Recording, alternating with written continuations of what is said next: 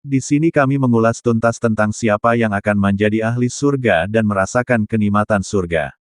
Ditukil atau diambil dari kitab Daqaiqul Ahbar.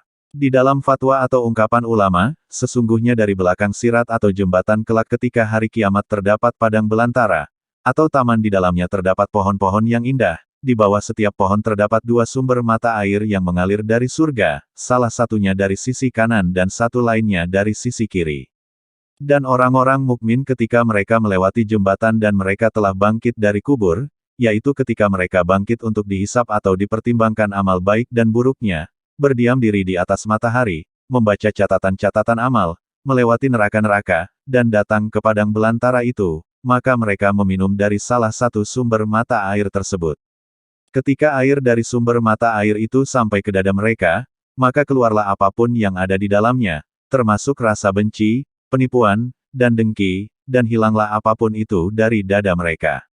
Lalu tatkala air itu menetap di perut mereka, maka keluarlah apapun yang ada di dalamnya, termasuk kerusakan, penyakit, dan air kencing, sucilah dohir dan batin mereka yang telah meminumnya.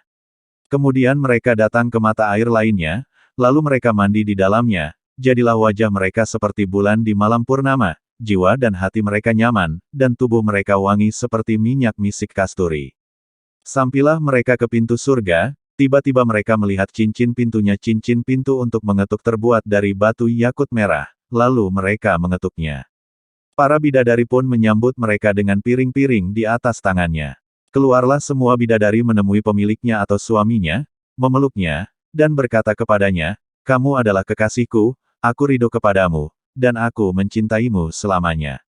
Bidadari itu masuk bersamanya ke dalam rumahnya. Di dalam rumah itu ada 70 ranjang, di atas setiap ranjang terdapat 70 kasur, dan di tas setiap kasur terdapat bidadari. Bidadari itu memiliki 70 pakaian yang bisa dilihat sum-sum betisnya karena tipisnya pakaian-pakaian itu. Dan jikalau satu rambut dari rambut-rambut wanita bidadari surga terjatuh ke bumi, niscaya satu rambut itu menerangi penghuni bumi.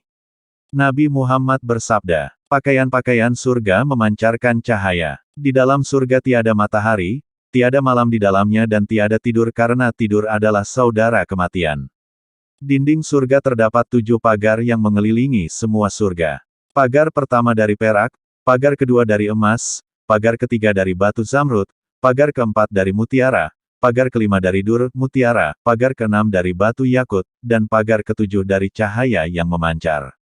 Jarak di antara setiap dua dinding adalah perjalanan 500 tahun berjalan kaki. Adapun penghuni surga, maka mereka tidak berbulu dan tidak berjenggot, lagi bercelak mata. Orang laki-laki memiliki kumis yang tipis, renggang, dan lagi wajahnya berseri-seri. Begitupun bagi perempuan ahli surga. Di dalam khobar atau fatwa ulama, sesungguhnya setiap seorang dari penghuni surga mengenakan 70 pakaian. Setiap pakaian akan berubah warna dalam setiap 1 jam sebanyak 70 warna.